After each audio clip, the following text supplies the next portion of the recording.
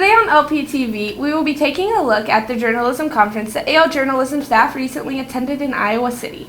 We will also cover the music concerts, a recap on the ROTC dinner, and we will take a look back at the volleyball season.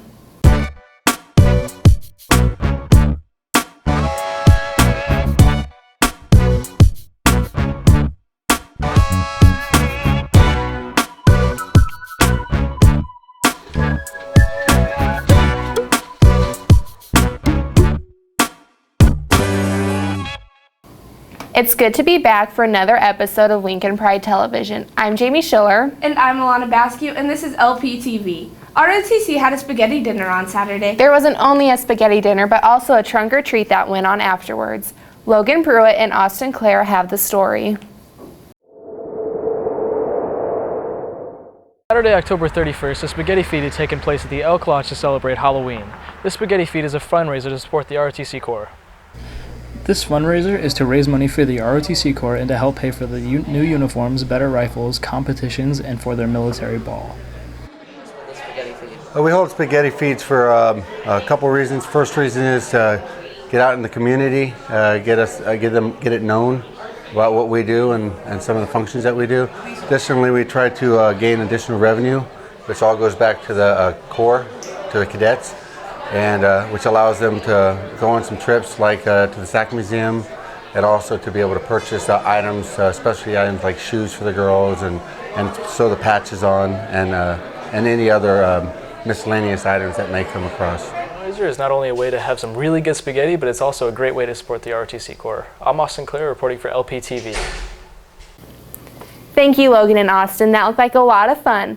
For anyone who's been at the mall lately, you might have noticed there is a new addition in the food court. I heard Mark's Smokin' Barbecue was a real hit. Here's Kirsten Davis and McKenna Murray with more. Mark's Barbecue is a new restaurant in the Mall of the Bluffs. They have a great variety of food, ranging from barbecue tips to pulled pork sandwiches and multiple types of homemade sauces. It's seasoned. This is the seasonings and stuff that we came up with a long time ago. My parents, and we pass around and do stuff like that, and so a lot of the recipes and stuff are original, are ours, and we make it the way we used to cook it down home. So, I don't know, I spent 20 years in the military and I did a lot of cooking and a lot of cookouts. That was like one of our favorite times and stuff. We're supporting the school, and so in return, there's going to be some posters and stuff around, for people to see. With inexpensive prices and great food, Mark's Smokin' Barbecue is a great option for Council Bluffs dining. Reporting for LPTV, I'm Kirsten Davis. Anyone can put the heat in the meat, but only a few can barbecue. Go try Mark's Smokin' Barbecue. A lot of students here at Abraham Lincoln have extraordinary talents. Sophomore Misa Kawamitsu is a figure skater. She has been practicing for a long time. Here's Jessica Borwick with what Misa is working on now. This week on LPTV, we're doing a special student spotlight on Misa Kawamitsu, a sophomore here at Abraham Lincoln. What makes her stand out from other students is that at 5:30 in the morning, she spends her day on the ice. Misa has been figure skating for 6 years, and for 5 years she has been competing. I actually went to a birthday party, and then after that I liked it, so we signed up for lessons.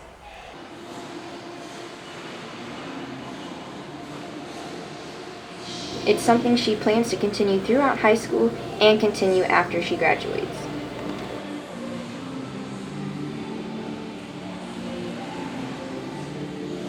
Some are local, but regionals are like Colorado and Texas. So. Misa loves traveling to competitions and shares with us her favorite part about traveling to regionals. I guess bonding with my other skaters, yeah. Currently, Misa's working on perfecting the jumps and spins she already knows for repetition. She's also learning new jumps and harder spins so she can wow the judges in her next competition this coming January. I'm Jessie Borwick reporting for LPTV. There are new pets to adopt every day. Midlands Humane Society has plenty of pets to choose from. Here's McKenna Murray and Kirsten Davis with the pets of the episode.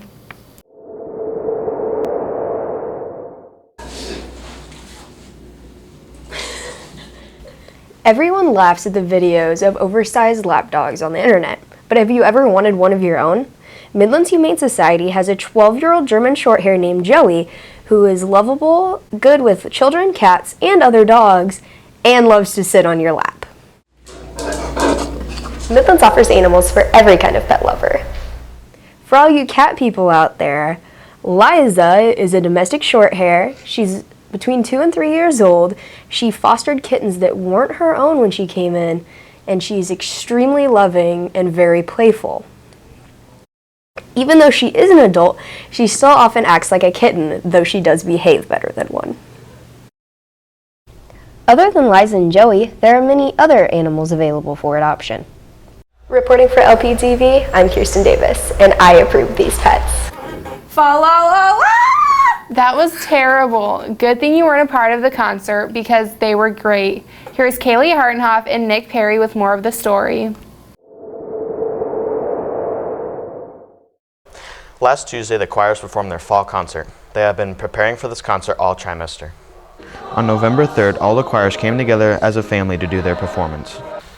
One of my favorite things about choir is because when we are together and we're performing and everything, we get really close even if we don't see each other in other classes because the grades is so diverse. We have, in concert choir, we have sophomores, juniors, and seniors, and then the mixed choir will get together, and then in windshield choir, it's all of us.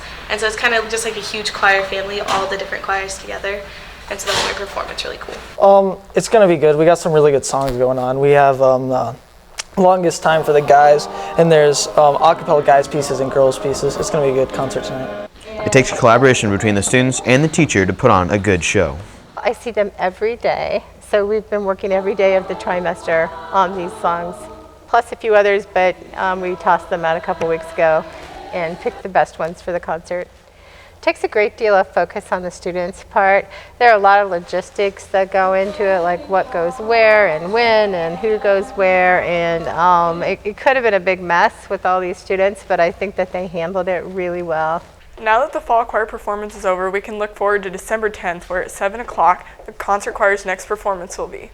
Reporting for LPTV, I'm Kaylee Hartenhoff. We'll be right back after this.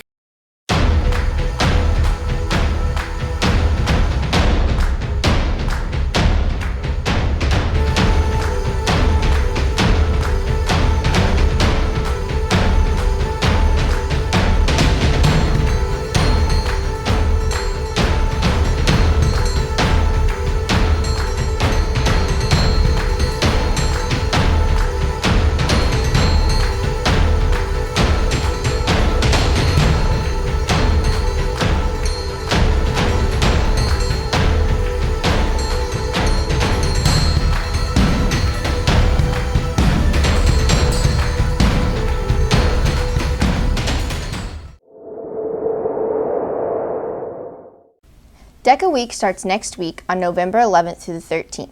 Wednesday and Thursday, there will be a Miracle Minute collection in the lunchroom to help support the canned food drive. Friday is Hat Day. It's only $1 to wear a school-appropriate hat all day. Deka always donates the proceeds to a worthy cause, and this year they will be donating to Brooklyn's Journey. It is for Brooklyn Hires, who is the daughter of AL grad Josh Hires and niece of Maddie and Hallie Hires, who go to ALHS. She was diagnosed with a rare form of leukemia and is undergoing chemo treatments right now. Jamie, I know you went to the journalism conference last Thursday. How was that? It was a lot of fun, and I learned a lot. We got to tour the Daily Iowan, which is their newspaper on campus, and learned some great techniques. Here's Clayton Ramsdale with more.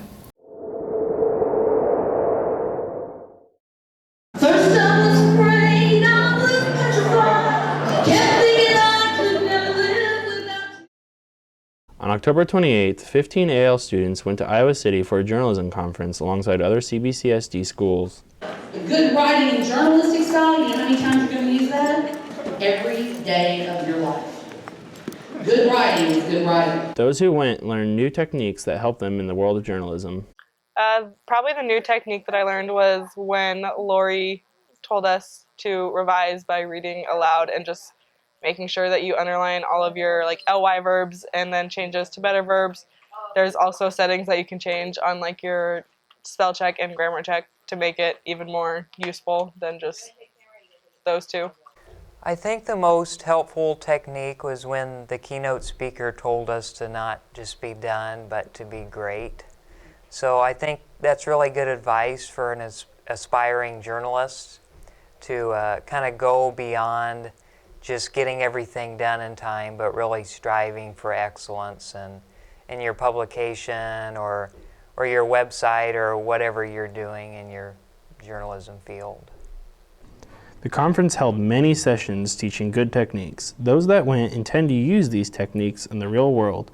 This is Clayton Ramsdell reporting for LPTV. On Friday, there was a concert that the AL student body attended. Here's Taylor Bever and Logan Pruitt with an overview of what happened. Gooding started touring around the country after several years of trying to get out of financial troubles and student loans. They did this in hope of persuading people to be smart with their money. They've been touring for over a decade now. You won't stand this trial alone. Psychosis, the streets are dead in my broken town. How long have you guys been doing this? You know what, we have been on the road solid over a decade. So yeah, we've been working hard. In 2010, we did every state in the union. You know, it started really slow. We had won our junior high talent show, The Drummer and I, and we went through a lot of bass players, finally found Billy, and it's just been a family ever since. Nice. Yeah. About 4 months ago, Dre sold Beats headphones for $3.2 billion. Kept $800 million of that. They do this in hopes that high school students don't have to go through the debt they did.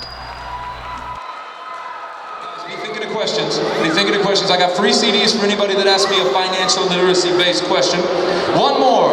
Who thinks that us musicians got this figured out? Not me. It was a pleasure having Gooding come to AL and give us some advice in a concert. This is Taylor Bever reporting from LPTV. Even though they lost their last game, the volleyball season was a huge success. Here's Moses Morales with more.